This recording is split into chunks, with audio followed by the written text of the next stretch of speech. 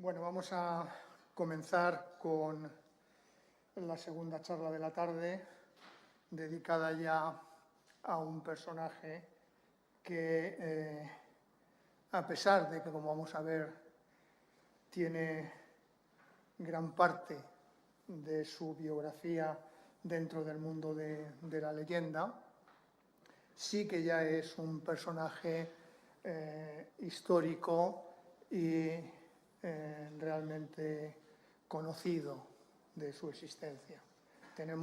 Conocemos su filiación, que veremos, conocemos algunos detalles de su vida y conocemos desde algún punto de vista su influencia dentro de ese mundo romano.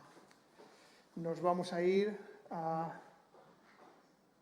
la parte final de la República Romana, los dos últimos siglos, el antepenúltimo siglo de la República Romana, el siglo II antes de Cristo.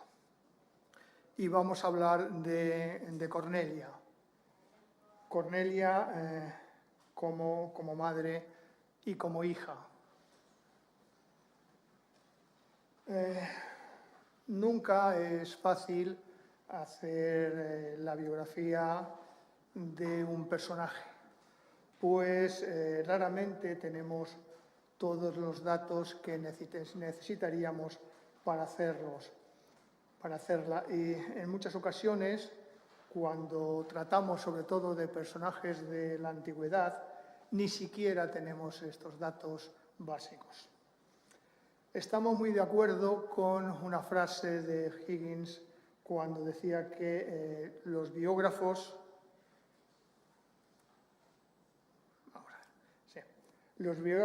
estamos en el negocio Frankenstein. Hacemos seres humanos, los juntamos a partir de trozos y piezas extrañas, no rescatando partes del cuerpo, sino restos de información. Esto es en lo que nos sucede en la mayoría de las ocasiones, o en muchas ocasiones, cuando tratamos de hacer una biografía o un relato biográfico de un personaje de la antigüedad. Si nos centramos en Roma y nos referimos a esa Roma republicana, no muchas mujeres cuya historia sea más realidad que leyenda podemos encontrar o destacaron en este periodo. Sin duda, una de ellas, quizá la más famosa, fue Cornelia. Cornelia, hija de Publio Cornelio Escipión Africano Mayor y de Aemilia Tertia, esposa de Tiberio Semponio Graco y madre de los famosos tribunos de la plebe Cayo y Tiberio Graco. Su vida, la vida de Cornelia, estuvo atrapada entre dos fidelidades, la de esposa y madre y la de hija, por otro lado. En la mayoría de las ocasiones estas fidelidades son compatibles, pero el caso de Cornelia era muy especial, pues en ella va a intervenir un factor de dificultad que a veces es difícil de evaluar, la política.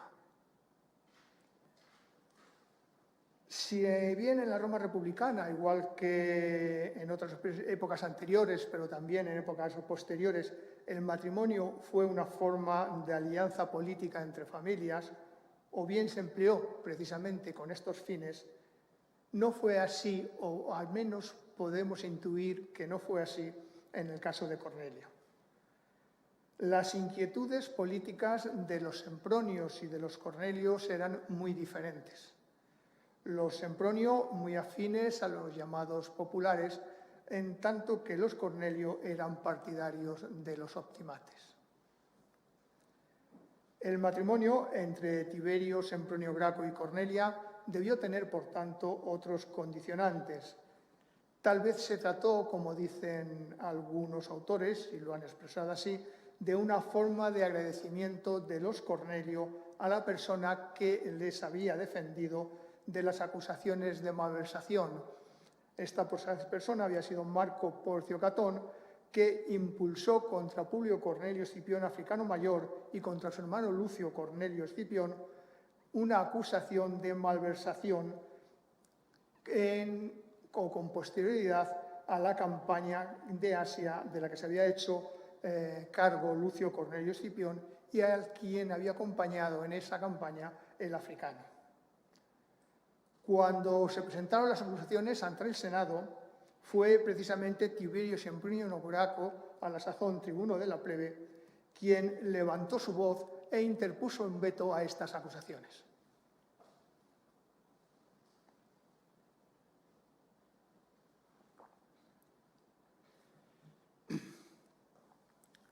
Hace ya unos 4 años, en sendas conferencias, traté el tema de la influencia política de las mujeres en la Roma republicana. Una de ellas, realizada conjuntamente con la profesora Moro, fue publicada como artículo en las actas del 15º Congreso de la Asociación Interdisciplinar de Estudios Romanos. En ambas conferencias, Cornelia ocupó un papel destacado, siendo una primera aproximación por nuestra parte a este personaje. Hoy nos vamos a centrar o vamos a intentar tratarle en un poquito más de profundidad. Tal vez en lo primero que debemos fijarnos para entender la figura de Cornelia es en el ambiente en que se crió y cómo pudo influir la figura de su madre, Aemilia Etertia, en ella. Si observamos detenidamente el cuadro genealógico que veíamos antes y que tenemos ahora en pantalla, podemos ver claramente cuál fue la relación entre Aemilios y Cornelios. La amistad entre ambos, Aemilios y Cornelios, fue duradera hasta el punto de que un hijo de Escipión Africano Mayor, quien probablemente no podía tener descendencia, adoptó a uno de los hijos de Emilio Paulo, que pasaría a la historia, este hijo adoptado, como Publio Cornelio Escipión Africano, numantino y africano menor. Fue, por tanto, el conquistador de Numancia y el destructor de Sagunto. De la madre de Cornelia sabemos que gozó de una libertad y de una fortuna nada habitual entre las matrónonas romanas de su época. Gracias al carácter liberal de su marido, leal a Escipión, se negó a revelar públicamente en el año 191 a.C. las indiscreciones de alcoba de su marido con una criada. Pero la libertad y la influencia de Aemilia iba mucho más allá. Sabemos que cuando Escipión decidió dar a su hija menor en matrimonio a Tiberio Graco, a Cornelia, a pesar de la enemistad que existía y era pública entre ambos, probablemente empujado por compensar de alguna manera esa defensa que Tiberio Graco había hecho de él y de su hermano, pues lo hizo sin consultar a su mujer. Podríamos pensar que esto estaba dentro de las atribuciones del pater familias, pero según Livio, a Emilia le recriminó haber tomado la decisión sin haber pedido su opinión ni haberla tenido en cuenta, pues afectaba a una hija que tenían en común. Y fue más allá a Emilia, diciéndole que ni siquiera, aunque la hubiera prometido a Tiberio Graco, que era su enemigo político, debía haberlo hecho sin consultarla, cosa que evidentemente Escipión le agradeció, pues era precisamente a Graco a quien había prometido a su hija. Aquí nos encontramos de nuevo con una historia dudosa, pues Cornelia Minor, nuestra Cornelia, era demasiado joven cuando Escipión murió y, por tanto, la decisión de entregarla a Graco no pudo con toda seguridad tomarla él.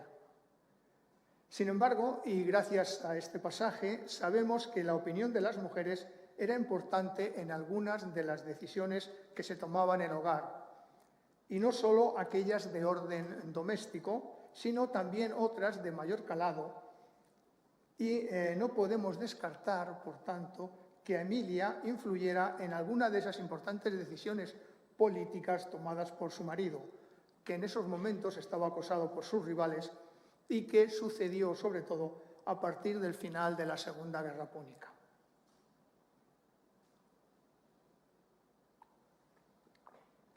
Algunas de sus actitudes, de las actitudes de Emilia, debieron servir de modelo a las jóvenes romanas y muy especialmente a su hija Cornelia.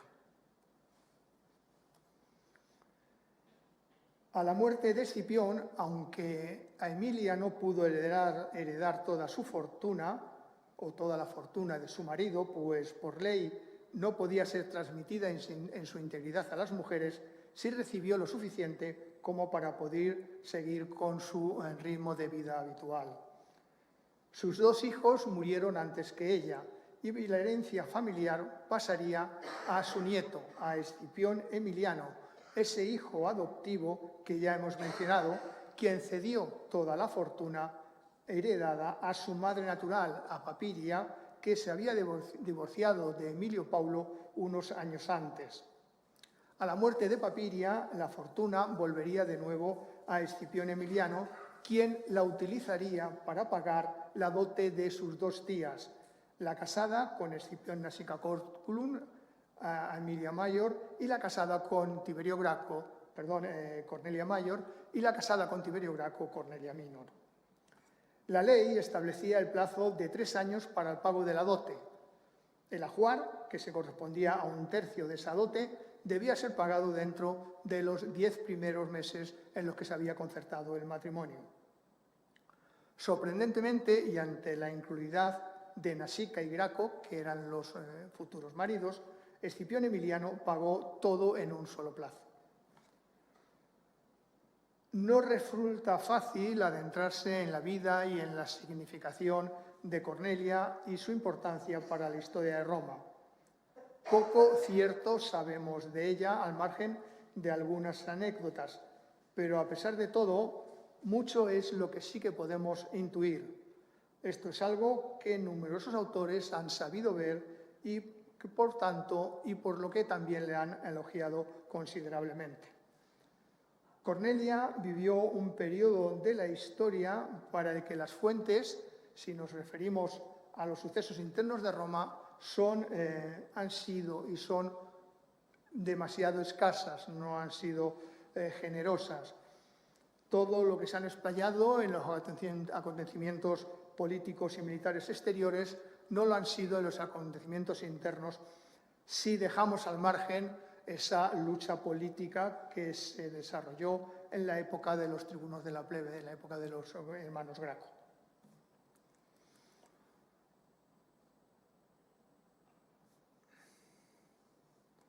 Para algunos autores o para algunos biógrafos de Cornelia, más que de una biografía al uso, señalan que lo realizado se aproxima más a la historia o a una historia legendaria, a una historia o a una leyenda.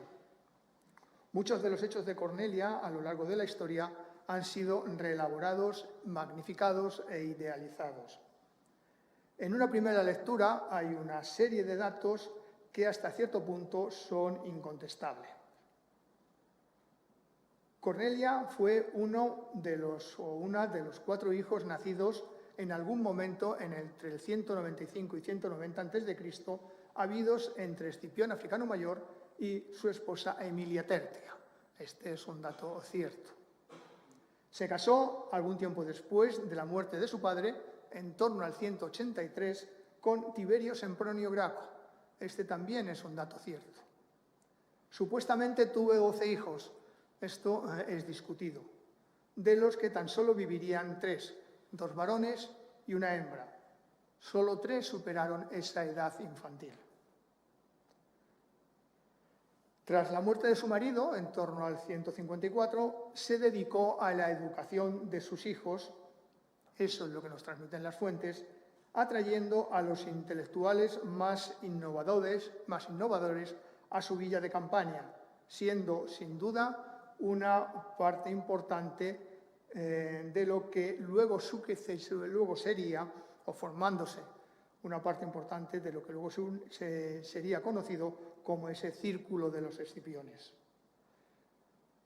Sus hijos, sin duda, se beneficiaron de ese ambiente cultural helenizante, muy apreciado por las élites de la época y muy denostado por los sectores de la sociedad más tradicionalistas.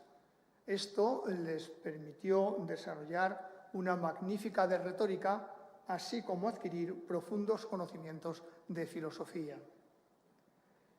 Pasados los años, su hija Sempronia se casó al igual que su hijo mayor, Tiberio, que ejerció el tribunado de la plebe en el año 133, pero que, como sabemos, fue asesinado antes de acabar el año. Su otro hijo, Cayo, también tribuno de la plebe unos años después, en el 121, fue igualmente asesinado durante su mandato. En esos momentos, Cornelia podía tener unos 60-70 años. Seguía viviendo habitualmente a las afueras de Roma, pero no estaba aislada de la sociedad. Su personalidad y su hospitalidad la llevaron a relacionarse con las personas más cultivadas de la época, y en su retiro final de Misenum, su villa se convirtió en un centro social y en un centro cultural. A lo largo de su vejez, cultivó y cautivó a sus visitantes con anécdotas sobre su famoso padre y, sobre todo, con anécdotas sobre sus hijos. Tuvo una larga vida y fue muy conocida en su época por sus magníficas conexiones políticas, sobre todo masculinas. Este breve resumen biográfico, sin duda, en resumen biográfico nos asalta el detalle de su matrimonio. No ya porque ella distinguiera a una distinguida familia patricia y su esposo a una distinguida familia plebeya, sino y porque en la época ya estaba permitido el matrimonio entre patricios y plebeyos, y esto no era de ninguna manera ya un condicionante negativo. A pesar de las diferencias políticas de ambas familias, o que había entre ambas familias, las dos, Sempronios y Cornelios, estaban muy unidos por un hecho singular, y que ambas pertenecían a la élite de la vida política romana. Esa élite de la vida política romana que, a final de cuentas, se repartían los cargos políticos importantes de la ciudad. Eso sí, buscando siempre un cierto equilibrio político que no decantara la situación en favor de una u otra familia. Fue probablemente la búsqueda de este equilibrio lo que influyó en la concertación del matrimonio muy desigual en edad. Cornelia era apenas una adolescente cuando se casó con Tiberio Graco, un Tiberio Graco ya maduro, aunque no podemos descartar la motivación de agradecimiento que aludíamos al principio. Una buena parte de su leyenda radica en que una vez que murió su marido, ella renunció a un nuevo matrimonio, dedicándose exclusivamente, como ya hemos dicho, al cuidado de sus hijos. Pero si volvemos a los datos de su biografía, solo sabemos, de modo aproximado, las fechas de su nacimiento. Ya dijimos, en torno al 190, y la fecha de su muerte en torno al 100. De sus hijos, sí desconocemos el momento de su nacimiento, excepto en el caso de Tiberio y Cayo Graco, que lo podemos situar en función de en qué momento ejercieron ese tribunado de la plebe. Tampoco sabemos, excepto estos dos últimos, cuáles fueron las causas de la muerte de sus hijos.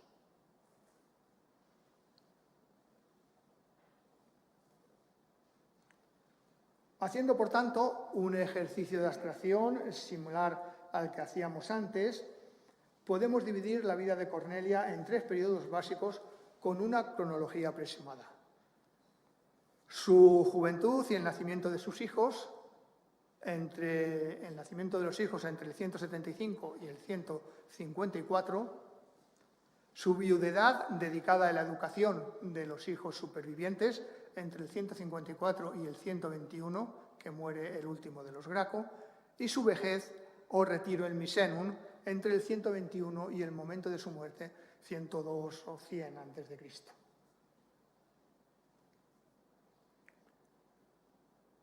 Como ya hemos avanzado, poco sabemos de en qué momento nació Cornelia.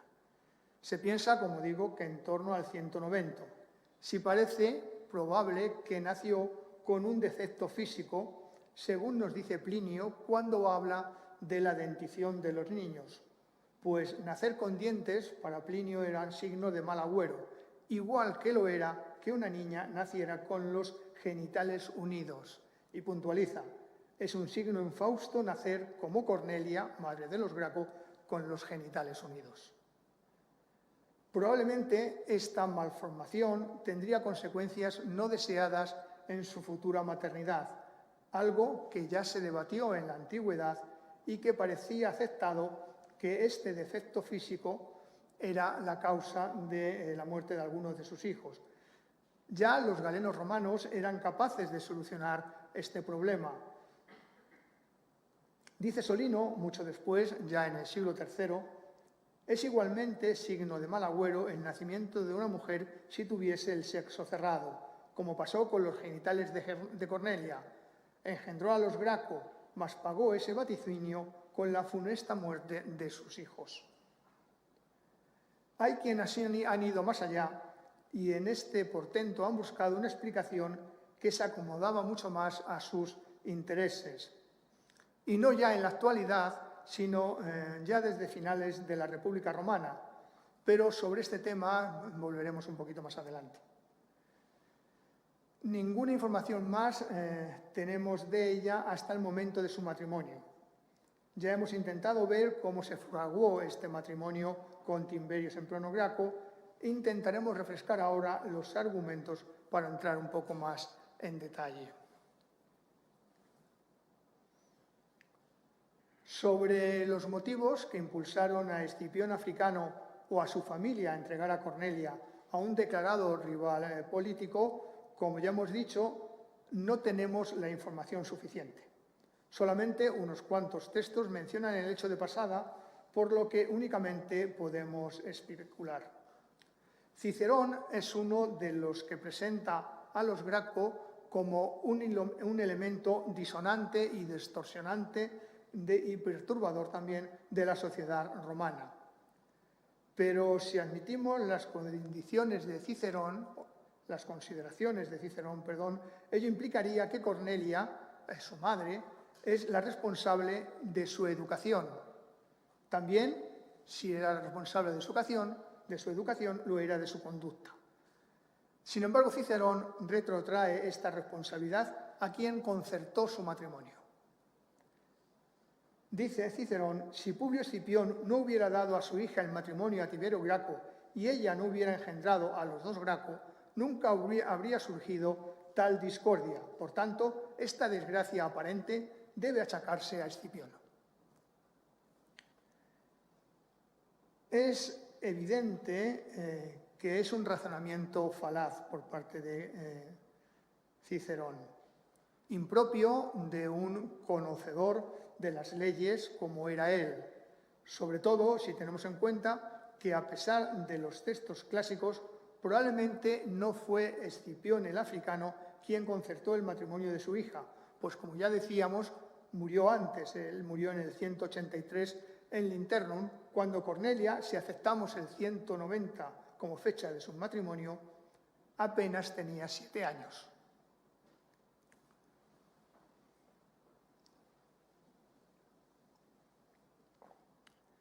El matrimonio pudo ser concertado por su propia madre, por Emilia, o por alguno de sus tíos Publio Augur en el 180 o Lucio Pretor en el 174. Incluso pudo ser una decisión de su sobrino, Publio Cornelio Escipión Emiliano, quien, como ya hemos visto, era hijo natural de Emilio Paulo y a quien años después Escipión Emiliano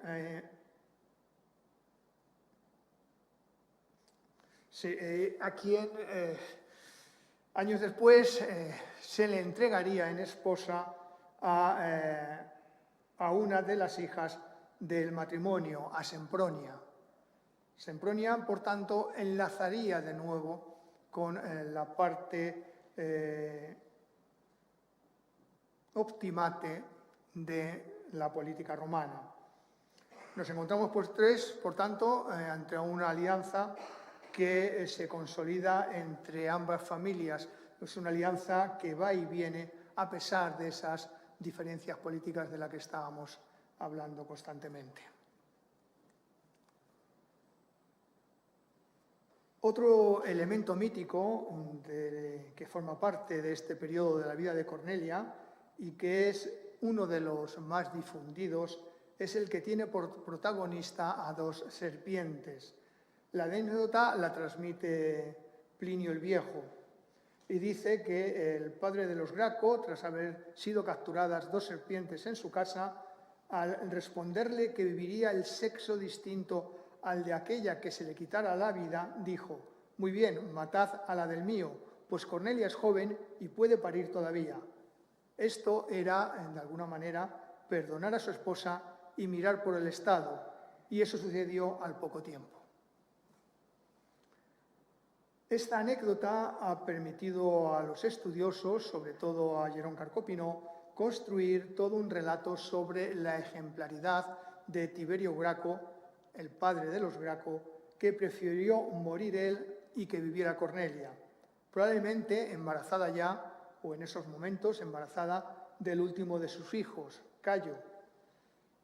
Este modo de actuar permite la inclusión de Tiberio Graco entre los hombres ejemplares romanos, entre los romanos por su pietas. En definitiva, Tiberio prestó un gran servicio al Estado al permitir que su mujer, Cornelia, llevase a buen término su embarazo y diese a luz a Cayo, destinado a convertirse en una de las figuras legendarias de Roma.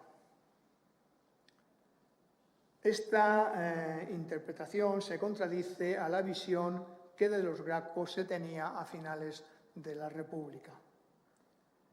Retomemos la idea de la malformación congénita de Cornelia y la influencia que pudo tener en la muerte de sus hijos.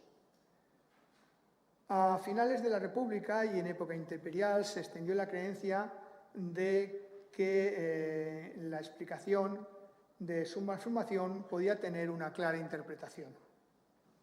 En esos momentos los hermanos Graco eran vistos como de una manera muy diferente a la imagen que de ellos ha creado con la historiografía moderna. La visión que se tenía de ellos era negativa y el portento que afectó a Cornelia al nacer era visto como el presagio de que algo infausto le iba a suceder a Roma.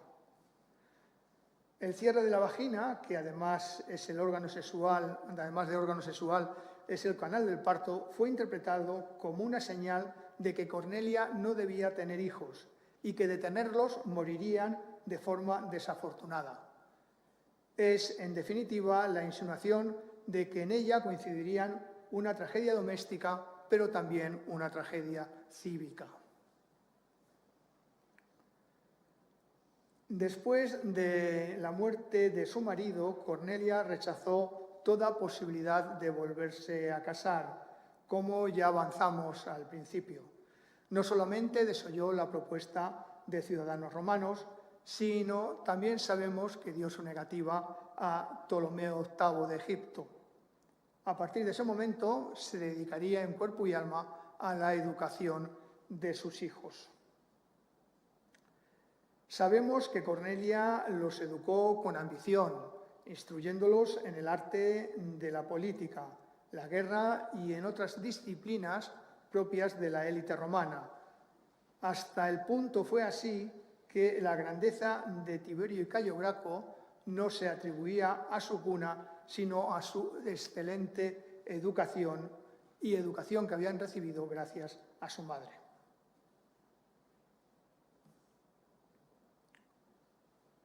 Cornelia se hizo cargo de los niños y de la casa con tanta sensatez, amor por sus hijos y grandeza de espíritu que no pareció una mala elección el que Tiberio hubiera optado por morir en vez de que muriera tal mujer. Ella, por su parte, rechazó al rey Ptolomeo, que quería compartir la diadema y casarse con ella, y en su viudedad perdió a todos sus otros hijos, salvo una de sus hijas, que casó con Escipión el joven, y a los 2 hijos sobre los que aquí se escribe, Tiberio y Cayo, a los que educó con tanto empeño que aun habiendo acuerdo en que eran los mejores nacidos de los romanos, parece que su virtud se debió más a la educación que a su naturaleza. Este es un fragmento que recoge Plutarco cuando menciona a la madre de los Graco. Sin duda, Cornelia puso un gran esmero en la educación de sus hijos. Tácito lo narra así en el Diálogo de los Oradores, cuando se refiere a la pérdida de las costumbres y recuerda cómo antaño los hijos eran criados por sus propias madres, quienes tenían a orgullo ser esclavas de sus hijos. No estaba permitido comportarse vergonzosamente delante de los niños. Y ese fue el modo en el que fueron educados los Graco por su madre Cornelia. Tanto la esmerada educación que les dio como su constante dedicación a ellos, sin duda marcó profundamente a ambos jóvenes, sobre todo a Cayo Graco. Procuró que los niños tuvieran desde su infancia la más exquisita formación de lo que era posible, haciéndose con los servicios de los mejores tutores de la época. Así sabemos, concretamente, que Tiberio recibió lecciones de Diófanes de Mitilene y de Blosio de Cumas. La elección de estos 2 maestros no tiene nada raro si se tiene en cuenta ese ambiente helenizante en el que, como decíamos al principio, ya se había criado Cornelia. Hay que insistir en que su padre, el africano mayor, era un auténtico seguidor de la cultura griega. Escribió sus memorias, desgraciadamente perdidas, en griego. Se afeitaba la cara como Alejandro Magno y llevaba la toga de forma poco romana, hasta el punto de que sus enemigos políticos, encabezados por Catón el Viejo, le acusaban de estar socavando las costumbres romanas y afeminando a los romanos. El amor por sus hijos queda patente en un pasaje de Pomponio Rufo recogido por Valerio Máximo y señala que, estando Cornelia en su casa, recibió la visita de una matrona de campaña que le mostró las espléndidas joyas que llevaba. Cornelia, con su conversación y con otras actuaciones, la entretuvo hasta que regresaron sus hijos de los educadores de la escuela, para decirle: estas son mis joyas. Se trata de una anécdota también con seguridad inventada y que es bastante repetida por la historiografía. Ya aparece así en el mundo griego, cuando la mujer de Foción, al ver cómo una visita le mostraba sus joyas, le dijo que mi joya es mi marido. En los siglos sucesivos, los propios romanos consideraron a Cornelia como modelo de matrona, madre ideal según las fuentes, y sin duda, como ya hemos avanzado, estuvo muy influenciada por el carácter de su madre, pero también de su abuela Pomponia. Al menos las fuentes aquí así quieren transmitirlo. Y una vez más, Cornelia estaría en la luria de esa Veturia, madre de Coriolano, que es capaz de enfrentarse a su hijo para salvar la ciudad de Roma. Pero a pesar de todo esto, Como digna matrona romana y como se esperaba de ella, se mantuvo fiel a las ideas de la familia. Recordemos esa dualidad en la que ella había vivido y había crecido dentro de una familia, la familia Escipión, partidarias o fines a los optimates, y luego casada con Sempronio Graco, un defensor de las ideas de los populares. Sin embargo, a pesar de esta dualidad, ella adoptó las creencias vitales y políticas de su marido y se involucró, sin dudarlo, en la obra de sus hijos, aunque en ocasiones se vio obligada a hacer de mediadora. Aunque esta cuestión, la fidelidad a las ideas de la nueva familia y su compromiso con la obra de sus hijos, ha sido largamente debatida y es negada por muchos autores que no acaban de ver cómo compagina esta con el hecho del empleo de maestros griegos en la educación de los jóvenes.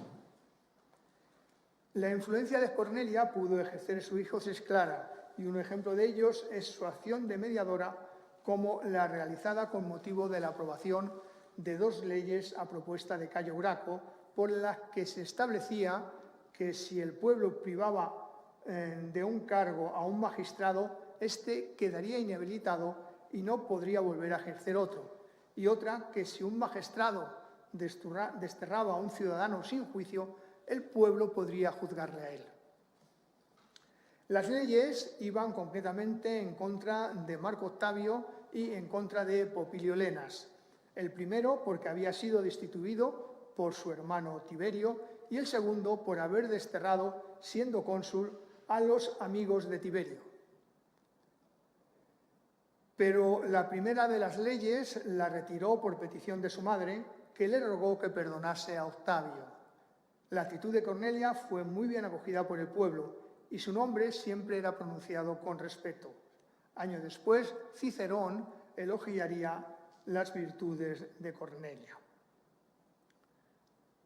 En numerosas ocasiones, Cayo Graco salió en defensa de su madre, a pesar de que tenía la aprobación del pueblo.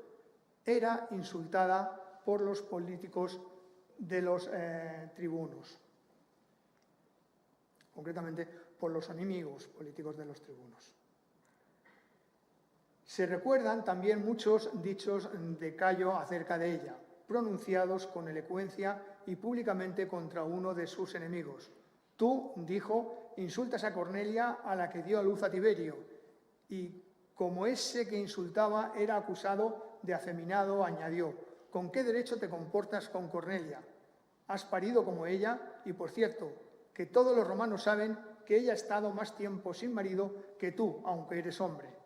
Tal era la mordacidad de sus discursos y muchos ejemplos parecidos pueden sacarse de sus escritos.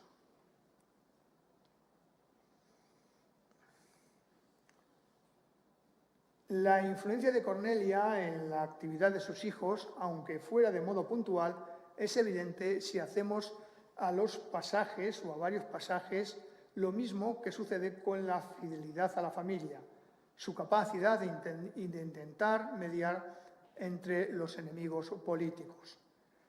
Cornelio Nepote recoge 2 fragmentos de supuestas cartas de Cornelia que dirigiría a sus hijos. La autenticidad de estas cartas ha sido debatida desde el siglo XIX. En el primero de los fragmentos le habla de la legitimidad de la venganza. Me dirás que es bello vengarse de nuestros enemigos. Pues bien, yo misma estoy plenamente convencida de que esa venganza es lo más grande y más hermoso que existe, pero a condición de que el consumarla no implique comprometer al Estado. Pero habida cuenta de que tal condición es irrealizable, es preferible que nuestros particulares enemigos sigan vivos durante mucho tiempo y donde quiera que sea, y que conserven su situación antes de ver que el Estado se vea herido y muera.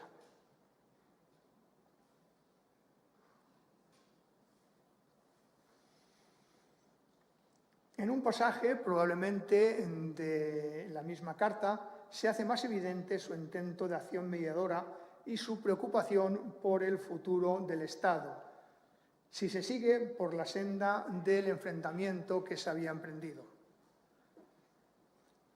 Me atrevería a jurar con toda solemnidad que, con excepción de los asesinos de Tiberio Graco, no ha habido enemigo que me haya causado tanto malestar y sufrimiento como tú en todas estas cosas, siendo así que era obligación tuya ocupar el lugar de todos los hijos que he traído al mundo anteriormente y poner el mayor empeño en que mi vejez transcurra lo más libre posible de preocupaciones y, por el contrario, procurar que todos tus actos me sirvan de felicidad, considerando además como un acto de impiedad obrar contra mi voluntad, sobre todo tratándose de asuntos de gran importancia y encontrándome, como ya me encuentro, al borde de la misma muerte.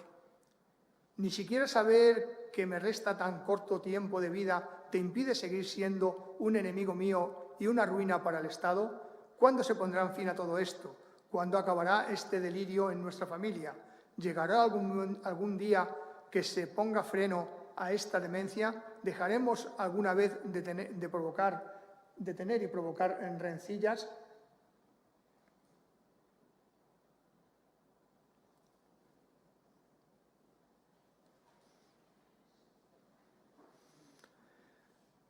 ¿Llegaremos alguna vez a sentir vergüenza de involucrar al Estado en todo tipo de perturbaciones? Mas, si no te es posible evitar todo esto, una vez que haya muerto, trata de obtener el tribunado. Por mí podrás hacer lo que te parezca. Cuando yo no tenga ya capacidad para sentir, cuando hubiere muerto, me sacrificarás como a uno de tus manes e invocarás al Dios de nuestra estirpe. Entonces no te avergonzarás de pedir protección en calidad de dioses a aquellos que en vida y cuando los tenías a tu lado los dejaste solos y abandonados. No permita Júpiter que sigas por estos derroteros y haga que tu alma no se vea envuelta en una demencia tan grande. Si sigues por ese camino, mucho que me temo que por tu propia culpa sufras durante toda tu vida, tanto que no puedas ni siquiera vivir en paz contigo.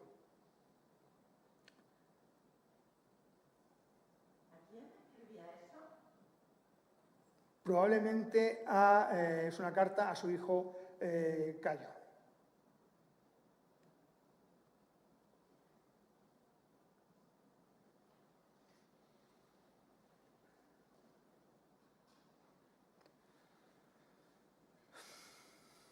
Bien. La ya mencionada afectación y admiración de Cornelia por su pueblo queda patente en otro pasaje de Plutarco, cuando, a propósito de una de las mediaciones, sus hijos dicen: el pueblo se quedó admirado y estuvo de acuerdo, estimando a Cornelia como menos por sus hijos que por su padre. Más adelante, cuando le erigieron una estatua de bronce, escribieron en ella: Cornelia, madre de los Graco. Esta admiración, sin duda, contribuyó a la postura de Cornelia que adoptó tras la muerte de sus hijos y que Séneca recoge en la Consolación a Elvia. Cornelia ordenó a los que estaban a su alrededor, llorando y llorando su destino, que no se quejaran de su fortuna que le había dado a los Graco por hijos. De tal mujer tuvo que nacer uno capaz de decir a la asamblea: ¿vas a hablar mal de tu madre? Está recordando aquí cuando Cayo se enfrentó a aquellos que hablaban mal de la madre. Me parecen mucho más valerosas las palabras de la madre. El hijo valoró mucho el nacimiento de los Graco, la madre también sus funerales. Cornelia pudo ser una de las primeras mujeres romanas a las que se levantó una estatua pública.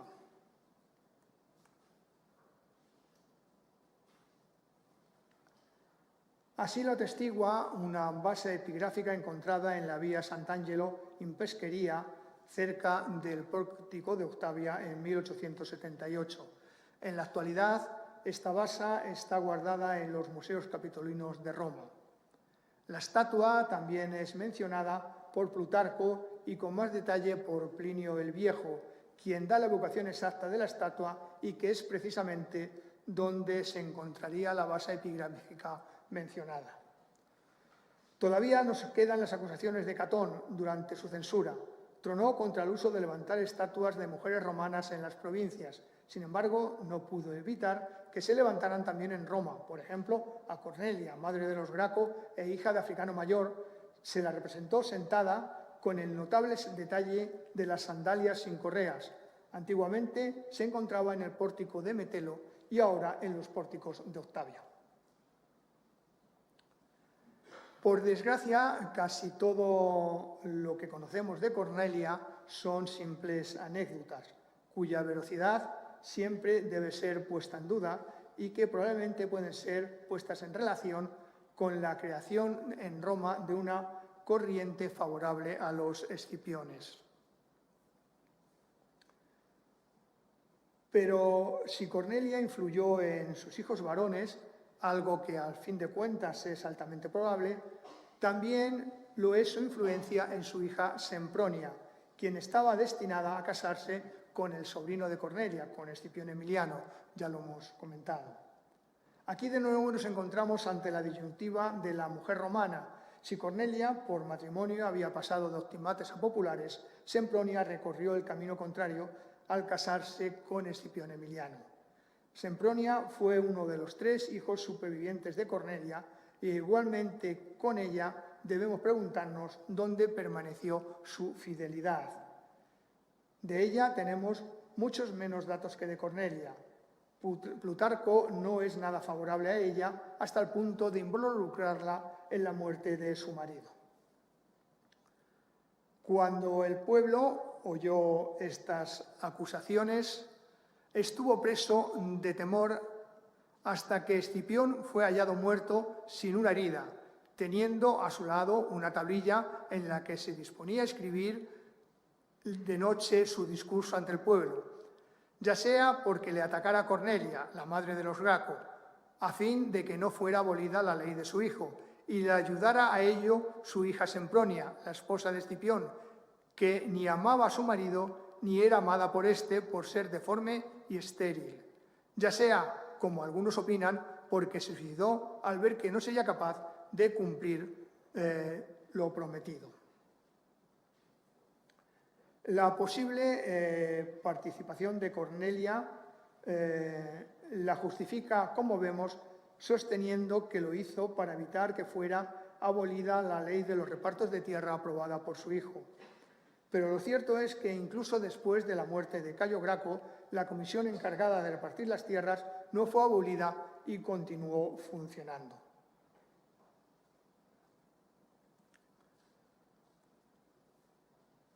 La última etapa de su vida, la de su retiro, a la muerte de su hijo menor, como ya hemos dicho, Cornelia, cercana a los 70 años, sin duda, para ella ya había llegado el momento de alejarse de Roma y se retiró a esa residencia de Miseno. Pero ello no significó que abandonase su actividad. Según nos dice Plutarco, ella misma continuó viviendo en la región de Misenum, sin hacer ningún cambio en su estilo de vida habitual.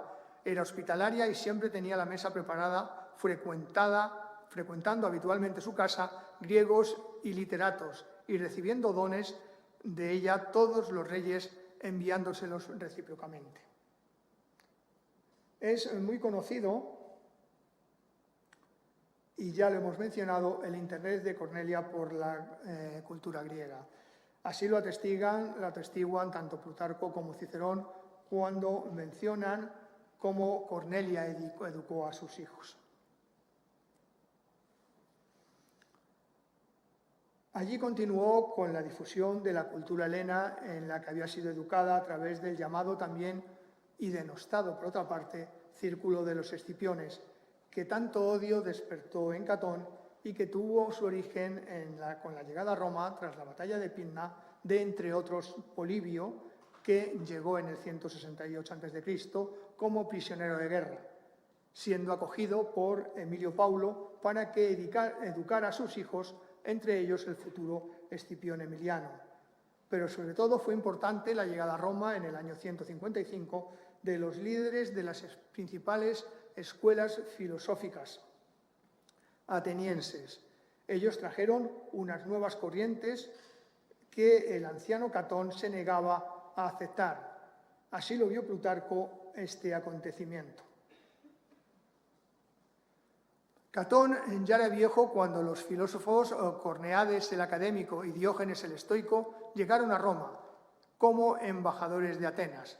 Al punto, pues pasaron a visitar estos personajes los jóvenes más aficionados a la literatura y dieron en frecuentar sus casas oyéndoles y admirándolos. Estos sucesos fueron agradables a los demás romanos que veían con gusto que los jóvenes se aplicasen a la instrucción griega y comunicasen con tan admirables varones. Pero Catón, a quien desde el principio había sido poco grato el que fuese cundiendo en la ciudad la admiración de la elocuencia por temor a que los jóvenes, convertidos a ella, su afición, prefiriesen la gloria de hablar bien a la de las obras y hechos militares.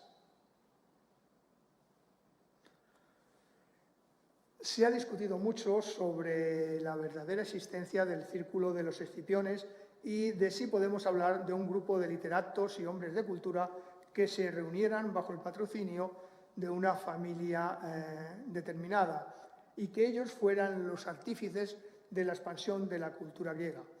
Pero lo que es indudable es que esa fue una práctica común a lo largo del siglo II a.C., al menos que las grandes familias acogían y protegían a autores, artistas o filósofos significativos, ya fueran griegos o italianos, y que los que fueran encargados de educar a sus hijos fueran estos. Para Cicerón, a finales del siglo II, Italia en ese momento estaba llena de actividades intelectuales. Es mucho lo que podemos intuir y mucho más y mucho menos lo que podemos afirmar. Cornelia, como mater familias, y entendamos este término entrecomillado, sin duda influyó en la educación de sus hijos, tanto varones como hembras. Ocasionalmente, como su madre, pudo recriminar a su marido cuando no la tenía en cuenta en determinadas decisiones. Pero algo innegable es que, al igual que otras mujeres de su época, sin duda, fue también una moneda de cambio en el juego de alianzas entre familias de diferente signo político.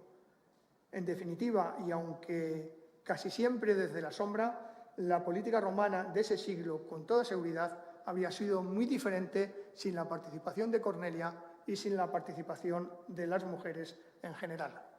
Muchas gracias.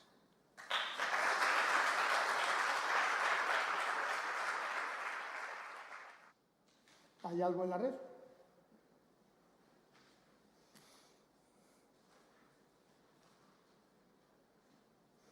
Es un personaje, como pueden ver, que dentro de esa mitología que hablaba el profesor Domínguez Monedero, de las primeras mujeres de Roma, de las que no tenemos datos, de Cornelia, aunque tenemos datos, y en general de las mujeres, es más lo que podemos adivinar, lo que podemos ver entre penumbra de su actuación, que lo que realmente tenemos escrito por los autores clásicos sobre ellas.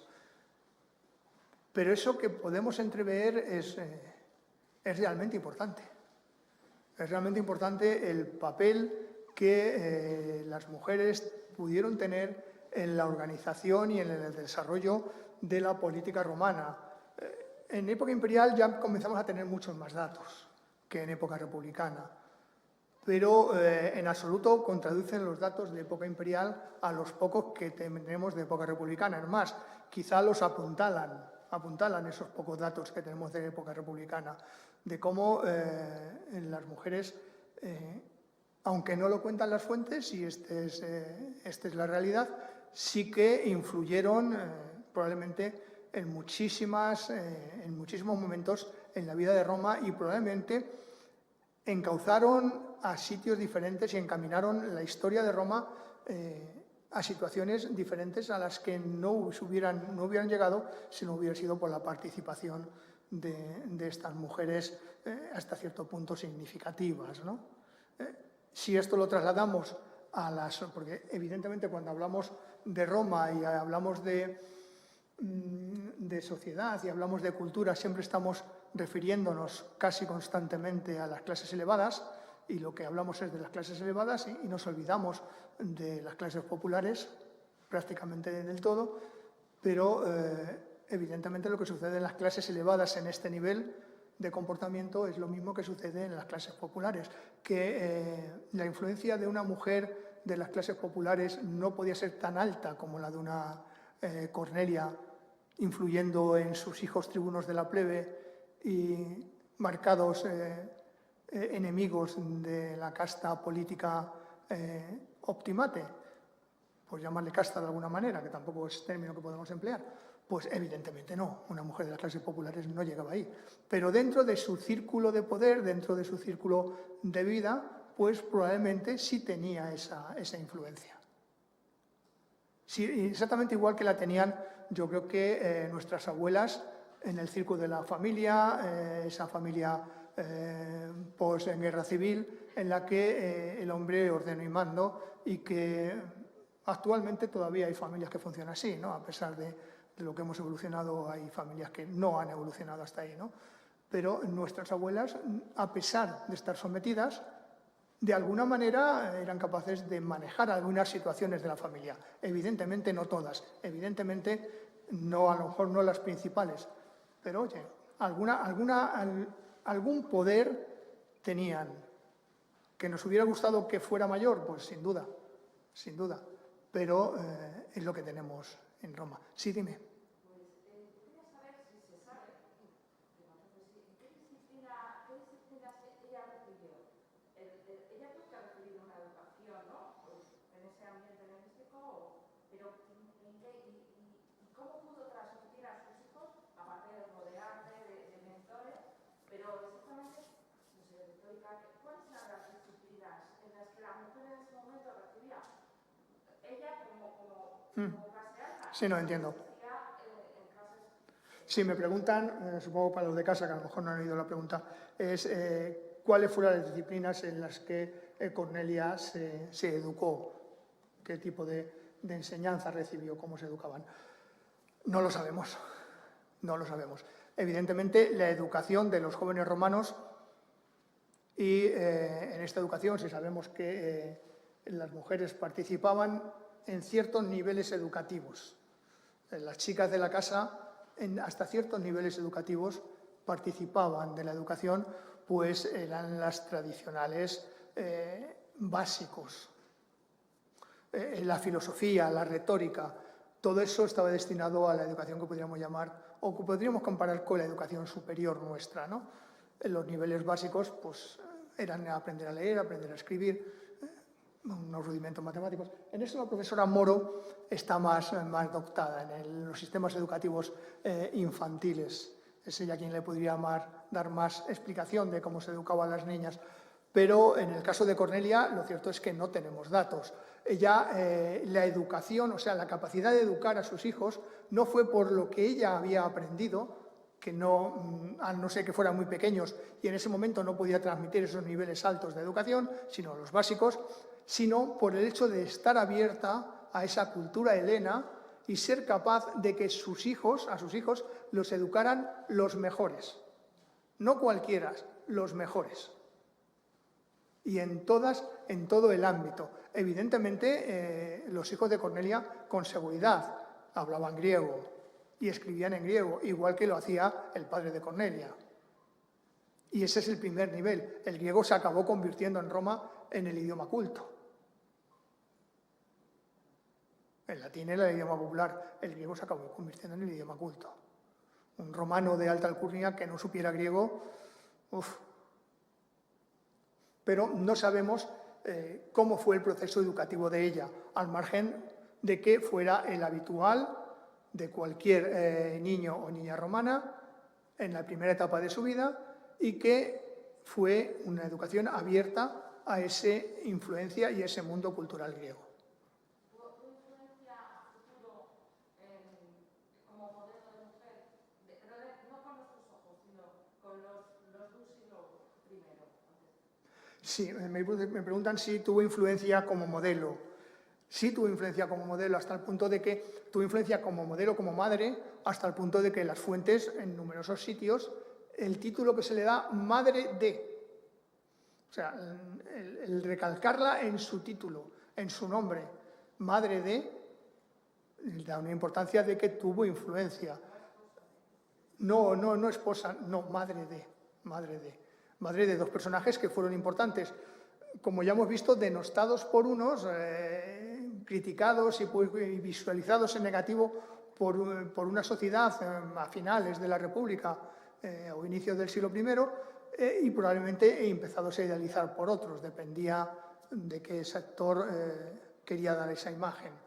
Tengamos en cuenta que la historiografía del siglo I está marcada por una figura que es Augusto y que en lo que va a ir es a los intereses primordiales de su familia, de los Julios, de César, aunque recordemos que César era un hombre que sale de los populares, era un hombre afín a Cayo Mario y, por tanto, un hombre que entra dentro del grupo de los llamados populares, a pesar de que fue ese grupo, o fue César, el que va a poner las piedras, junto con Sila, César y posteriormente Augusto, el que va a poner las piedras de finiquitar esa república que comenzaba con ese hecho sangriento de la violación.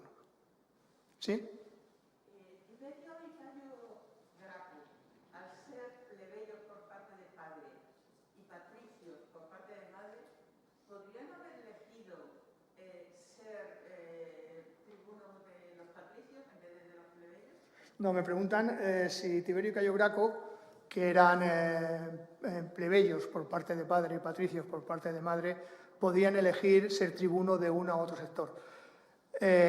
No, ellos eran plebeyos. Sí se conoce el caso de patricios que van a migrar a la condición de plebeyo, no al contrario. El tribunado de la plebe estaba destinado a los plebeyos, por eso era tribunado de la plebe. Y por eso cuando un patricio quería ser tribuno de la plebe, que se podía dar el caso, lo que hacía era convertirse en plebeyo. No se podía ascender en la escala social, ¿no? Se podía ascender en la escala social. Me preguntan que no se podía ascender en la escala social. En la escala social se ascendía. De hecho, no, de plebeyo a patricio no se podía pasar. Y de patricio a plebeyo era con unas condiciones especiales y con una ceremonia especial. No era decir, bueno, pues mañana soy plebeyo. No, y una vez que te convertías en plebeyo ya no podías regresar a ser patricio. Ese ascenso de la escala social no, pero un plebeyo podía llegar a la máxima magistratura del Estado, que eso es el ascenso en escala social. No, políticamente. Políticamente. Un plebeyo podía ser cónsul y podía mandar las legiones en la provincia más importante de Roma. Ahí no había dificultad. Eso es parte de la lucha, digamos, que se inicia a partir de los primeros años de la República, esa lucha patricio-plebeya, que los plebeyos van a ir reclamando privilegios que tenían los patricios. Y el privilegio que se le da es que tengan su propia magistratura, que es precisamente el tribunado de la plebe. A partir de ahí van a ir consiguiendo magistraturas y consiguiendo acceder a magistraturas que no se estaban permitidas en principio hasta llegar al consulado. Con lo cual, un plebeyo podía tener ascenso social, claro que sí. Claro que sí. Pero, por eso, cambia a partir de que los plebeyos llegan a poder acceder a todas las magistraturas, a partir de que se permite el matrimonio entre patricios y plebeyos, que estaba prohibido, pues a partir de ese momento la conformación política de Roma cambia y comienzan a aparecer esos dos grupos, esas dos partes de la sociedad que son optimates y populares.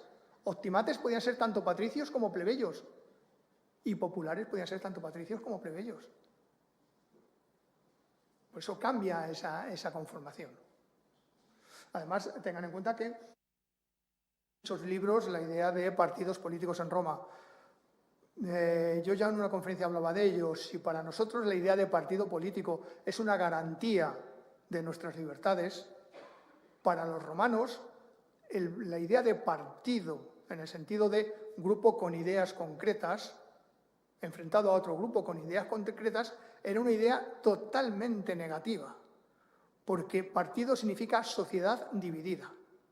Y para Roma la sociedad había estado unida, era una sociedad única. El que la sociedad se dividiera, pars, era algo muy negativo.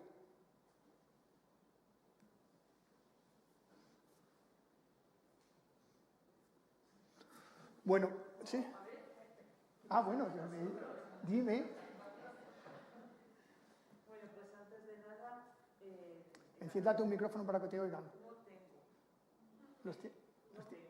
El agradecimiento y felicitaciones por parte de los chicos del chat. Y lanzar dos preguntas. Por un lado, si se podría decir que Cornelia lleva un seguimiento feminista de alguna manera y alguna lectura recomendada sobre Cornelia. Me preguntan si Cornelia tenía entrecomillado, un aspecto o tenía una política o un camino feminista y bibliografía sobre ella. No podemos intentar aplicar, aunque sea entre comillas, conceptos que nosotros entendemos pero que no tienen aplicación en el mundo antiguo. No, Cornelia era una mujer de su época que fue capaz de destacar haciendo lo que habitualmente hacía una mujer de su época. No era una mujer excepcional. Lo que pasa es que sí que fue una mujer conocida.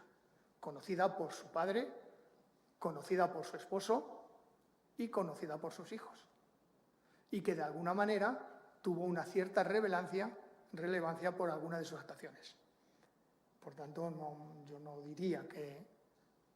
No la incluiría, aunque fuera entre comillas, o no diría que fue la primera feminista de la historia. No, en absoluto. Bibliografía, en castellano no recuerdo que haya nada.